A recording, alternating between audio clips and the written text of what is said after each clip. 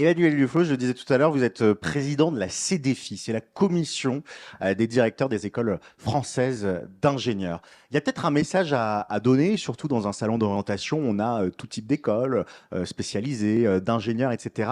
Euh, le terme d'école d'ingénieur et le métier d'ingénieur, ils sont réglementés par une commission qui s'appelle la commission des titres d'ingénieur, la CTI, ce qui fait qu'aujourd'hui, quand on veut choisir son école et qu'on a envie de travailler dans ce secteur de l'ingénierie, faut aussi se demander où est-ce que je mets les pieds et dans quelle école je mets les pieds. Parce que derrière le terme d'école d'ingénieur, il y a quand même, et c'est la question que je vous pose, des qualités. Quelles sont-elles? Qu'est-ce qu'on peut attendre d'une école qui est une école d'ingénieur reconnue par la CTI?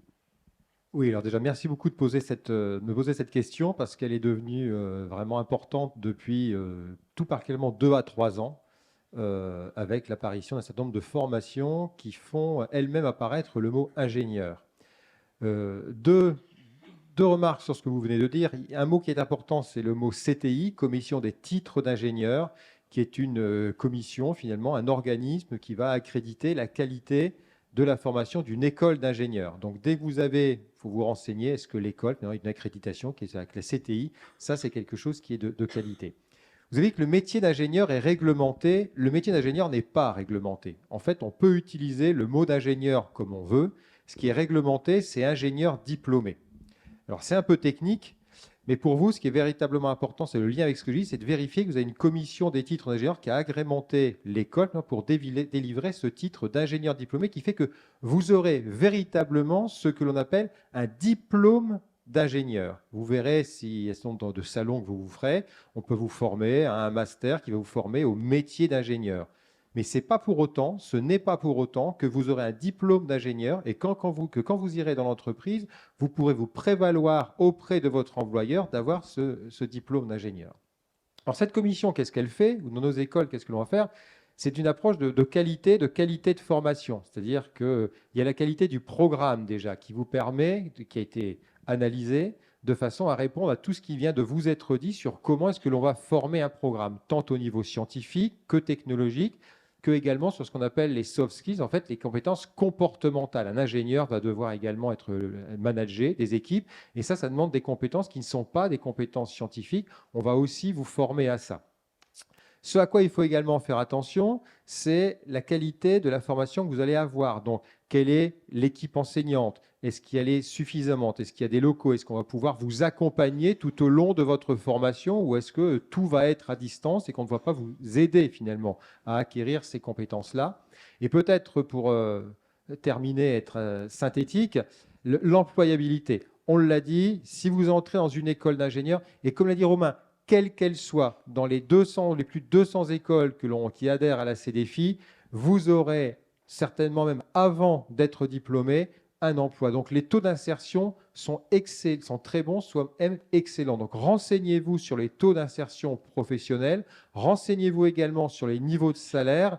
Une école d'ingénieur qui va vous préparer et vous diplômer en tant qu'ingénieur va vous permettre d'avoir tout cela. Donc effectivement, vous avez raison, il faut être très vigilant et ce n'est pas parce qu'on vous propose une formation à un métier d'ingénieur que pour autant vous aurez une formation de qualité qui vous délivrera à la fin un diplôme d'ingénieur délivré par les écoles d'ingénieurs accréditées par la CTI.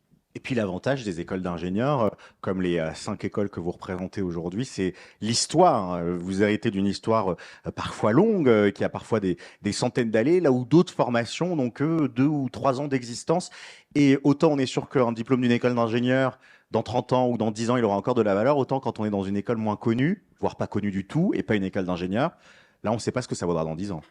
Oui, tout à fait. Alors déjà, vous avez des écoles, effectivement, nos écoles, effectivement, ont plus de 100 ans. Donc, c'est une qualité également qu'elles ont su s'adapter aux différentes... parce que nous, on parle de transition. Alors, elles sont très fortes en ce moment. Ça, je le rejoins. Mais on est sur des écoles qui ont été en capacité de s'adapter aux différentes transformations de la société et qui le montrent encore aujourd'hui. Elles ont également, de par cette histoire, bon nombre de contacts avec l'entreprise, l'industrie, qui vous permettent à vous également d'avoir cet environnement de qualité pour des stages, pour trouver un emploi et pour finalement acquérir toutes les compétences nécessaires. Tout à fait, oui. Sur cette question spécifique de la différence entre un diplôme d'ingénieur et un master, parfois on a les deux en fait en même temps. Alors, on a les deux. En fait, on est sur un grade. C'est-à-dire que quand on a un diplôme d'ingénieur, c'est équivalent, de nouveau, à un grade de master, en fait, un niveau bac+5 reconnu par l'État. finalement. Voilà. Et à l'international. Et à l'international également, niveau master. Et alors, du coup, j'ai un peu perdu. Pardon. Ingénieur. Donc, ingénieur et master. Alors, le diplôme, le diplôme d'ingénieur va vous conduire finalement, une école d'ingénieur, le diplôme d'ingénieur va vous conduire finalement à l'apprentissage d'un métier, comme on l'a dit tout à l'heure, c'est très souvent multidisciplinaire. Vous allez également, je redis tout à l'heure, toutes les questions d'apprentissage sur deux projets, l'apprentissage comportemental, ce qu'on appelle les soft skills. Donc, c'est quelque chose qui est relativement large et qui va vous former à un métier finalement. Et cette formation d'un métier sur lequel vous pourrez évoluer. Lorsque vous faites un master, alors je ne vais pas généraliser avec c'est tous, mais très significativement, vous serez sur une formation qui est, alors tout dans nos domaines, on va dire très disciplinaire, scientifique, sur un scientifique ou technologique, mais dans un domaine relativement donné, restreint et qui ne prépare pas forcément à un métier. Donc la différence, elle est majoritairement, de mon point de vue, elle est là. C'est que d'un côté, on vous forme à un métier avec un spectre disciplinaire très large qui va dépasser la question des sciences et technologies pour avoir toutes les compétences nécessaires pour être ingénieur, ou sur un master, vous avez quelque chose qui est beaucoup plus ciblé technologiquement ou scientifiquement sur un domaine académique. C'est que sur le fait de savoir, c'est la CTI, vous disiez, voilà, ou... Non, le juge de paix, c'est les entreprises. Le juge de paix, de toute façon, ça a été les entreprises. Et aujourd'hui, les taux d'employabilité sont les mêmes, voire peut-être certains secteurs un peu plus élevés parce qu'ils ont pu finalement, entre guillemets, tester la personne. Les niveaux de salaire également. Donc, on est véritablement sur qu'on ait un diplôme d'ingénieur par une voie des classiques statut étudiant ou apprentissage, on a un diplôme d'ingénieur. Et un autre point également que j'ai pu remarquer, c'est que ça permet également d'acquérir ce diplôme d'ingénieur avec une pédagogie qui est différente. C'est de nouveau, qu'est-ce qui vous permet d'apprendre? Qu'est-ce qui vous plaît finalement dans le fait d'apprendre? Est-ce qu'on est sur plus des choses théoriques, des choses beaucoup plus pratiques? Et l'apprentissage a permis d'amener vers le métier d'ingénieur des jeunes, finalement des étudiants comme vous, qui avaient plus un aspect pratique des choses, mais à la fin, il y a bien un diplôme d'ingénieur. Aujourd'hui, on est sur l'ensemble des écoles d'ingénieurs. Voilà, il y a 7 à 8% des ingénieurs diplômés qui poursuivent en thèse. Donc, on va dire que déjà, il y a déjà une proportion qui vont poursuivre en thèse. La recherche les intéresse. Il y a aujourd'hui un objectif qui est porté par notre ministre et par l'État de porter ce nombre à 20%. Donc, on voit finalement que le fait de poursuivre sur une carrière, enfin sur un doctorat, éventuellement une carrière dans le domaine de la recherche, fait partie des orientations, je dirais, possibles et qui vont s'amplifier dans les prochaines années. Donc, c'est tout à fait, voilà, ça complète un peu ce qu'a pu dire Romain.